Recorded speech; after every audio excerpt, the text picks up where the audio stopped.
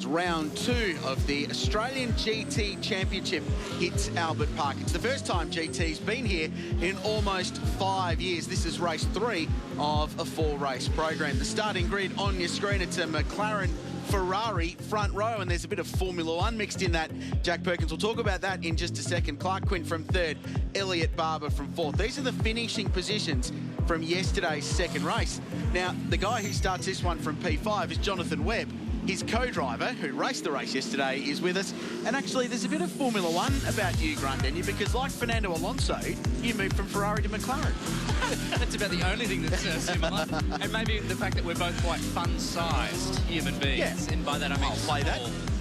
Built for a small cockpit. So excited to be here, mate. This is going to be a great race. These things around here are electric. Great drive from you yesterday in really challenging conditions, and the Techno Autosport team, which runs V8 Supercars with Will Davis, and you guys took a gamble on tyres, and it worked in your favour. Well, that's how 3 McLarens up front right now. We were the only ones brave enough or stupid enough to go out in sketchy conditions with slick tyres. It was a big risk because there was no temperature in the track and it was still drying. However, it worked, and we climbed from 18th up to 6th yesterday. So it was a good strategy call by the boys, but gee, they're a marvellous machine to drive around here, Jack Perkins. You would love them. That's what I'm keen to ask you, Grant. I don't reckon, other than the Ferrari last year, you would have driven that many left-hand drive race cars. What's that like? I drove in Germany once at Nürburgring, the great Nordschleife, in a left-hand drive one, which is quite difficult. You know, you got to be very mindful. You keep scraping the right mirror down any wall that's on the right-hand side because you're not used to having so much space over there. But they are just such a tremendous machine. You know, you looked after quite well. You got traction control, you got ABS, you got all the lazy things that make you feel like a super rock star. So you do feel a little bit like you are Jenson Button in there.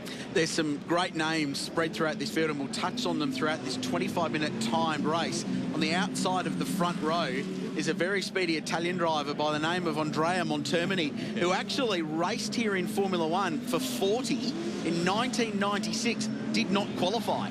So right? This is his first time back at Albert Park since then. Not a bad comeback. And he was bad. also part of the development of the 488 road Ferrari, so he knows this thing intimately. This will be great. And this is actually the global GT3 debut of that car. They're racing in Sebring in America this weekend. We beat them to the punch here in Australia. So rolling start, Montermini in the Ferrari alongside Nathan Morecambe, young Sydney sider, who's got a lot of open wheel experience to his credit. He's on the right-hand side of the grid. Away we go. Ferrari and McLaren on the front row. The Audi's in the mix. There's a Porsche in the middle of the field as well with John Martin behind the wheel. They rush down to turn 1, and it's Montermini who gets through first. Oh, no, not my car.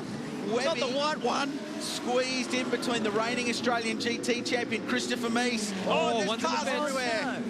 Very expensive crash happening in the background. Of course, these have very expensive front bars on them with... Oh, no. It's Roger Largo, who had a couple of wins at the Clipsal 500 in this category. And That's that Craig Baird.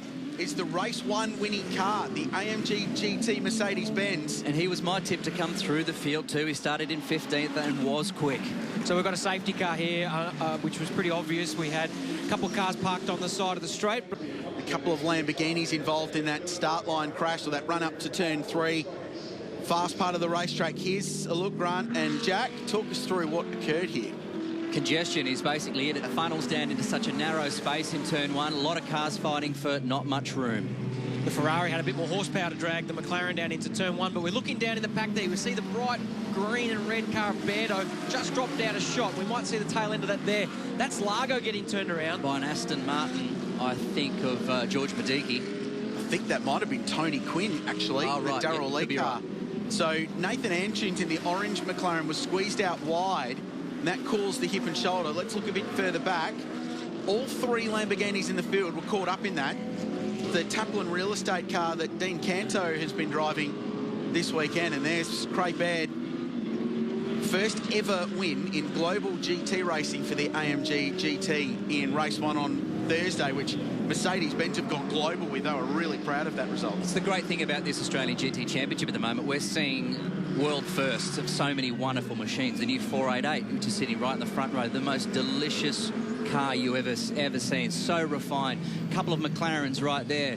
You know, you go, the new Audis are extraordinary. They've come fresh off, of course, winning Nürburgring with Christopher Mies, who's racing here at the moment. He's a full-time factory Audi driver and also responsible for the development of these new cars. They are remarkable machines. You hate to see this, though, because when you're talking about a car that's worth anything between $600,000 and $800,000, doing this kind of damage is brutal. I can't imagine the spare parts are much cheaper, to be honest. But, Grant, talk us through the balance of power. We talk about that after this when we get restarted. Touching on the V8s, we've seen now a number of the teams embracing the GT program. Like Grant said, he drives for Techno Autosports, who filled the car for Will Davison.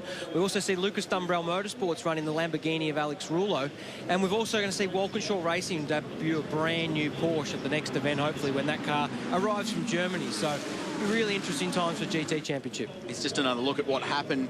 Another view of that run into turn one with the Ferrari sweeping across in front. So just a reminder, this is a timed race. So with those cars now cleared up at the run between turn 2 and turn 3, gee, that was close, wasn't it? Yeah, big catch from Webby. 3 cars through there is really tricky to do, and he just got into the side of the Audi. Oh, that's painful to watch. It is, isn't let it? alone be involved in. Roger Largo just backing into the wall there. That's hard for Berto. He was really blindsided by the whole accident. He was really close to the other Lamborghini, just couldn't see anything. He's jumped on the brakes in front of him, and that's the end result. Unfortunately, those brand new Mercedes are a little worse for wear this weekend. He was going to be a force in this race too, Berto. Super quick. That new Mercedes is frightening in a straight line. It might not have perhaps the agility in some of the tighter turns, particularly sequences that go left to right or right to left, but in a straight line, man, that thing can mumbo. That's part of the appeal. Perhaps what makes GT racing so competitive is that cars are strong in different elements of the racetrack. So the GT from AMG, very good in a straight line. The Audis have traditionally been very strong through the high-speed aero corners, a lot of downforce. And under brakes. Yeah, absolutely. Oh, man. And the McLaren seems to be a pretty good all-round package. We saw that at Mount Panorama. That's kind of what we like about the McLaren. It doesn't have the most amount of power, but doesn't have the least. It's got a great amount of aero, and it's fantastic under brakes. The Ferrari last year, great power, great under brakes, but not good aero. So they're all so differently, but they all produce the same result, and that's why we get such great racing. And we will be back to green this time by, and word through is it's likely to be a one-lap dash to the flag to round this. Wow. So this will be very, very interesting indeed. Ferrari will lead a whole bunch of McLarens. There's 4 of them in a line. Nathan Morcom, Clark Quinn, Jono Webb and Nathan Antunes. Then back to George Miedeke, who's come across from V8 Ute racing, a category which you're familiar, into an Aston Martin V12 to race in Aussie GT. Utes, it's encouraged to bash one another, and here it's completely the opposite. So, green flag this time round.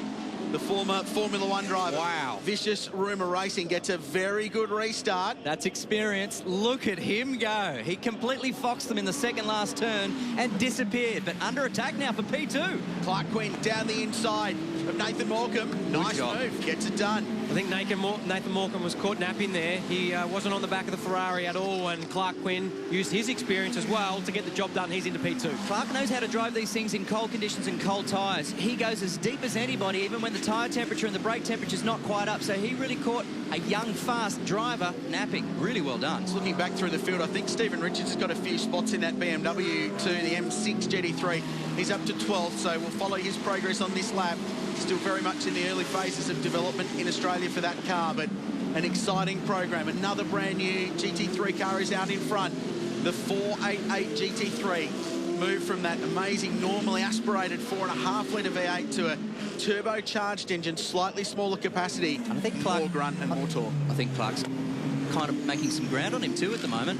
Yeah, he set the fastest sector in the first section of the lap. Unfortunately, he's only going to get 1 lap, and he may not be able to catch him. This is the battle back in the pack between Tony Quinn and Marcus Marshall, is it, in that car? Correct. So Tony Quinn was involved in that first lap incident that we saw, and then Stephen Richards now arranging up the back of Marcus Marshall. See how the Audi's vulnerable in a straight line compared to the BMW. It was all over the back of it, but this is where it does come into its own through the high-speed stuff. Good aero in the Audi. So again, closes onto the back of Tony Quinn just because he can get through there just that little bit quicker. So weak in a straight line, great around corners, great under brakes. The Ferrari is being caught by Clark Quinn, but he'll run out of time. They'll get the checkered flag this time around. The McLaren's stalking, but at the moment the Ferrari has all the power out in front.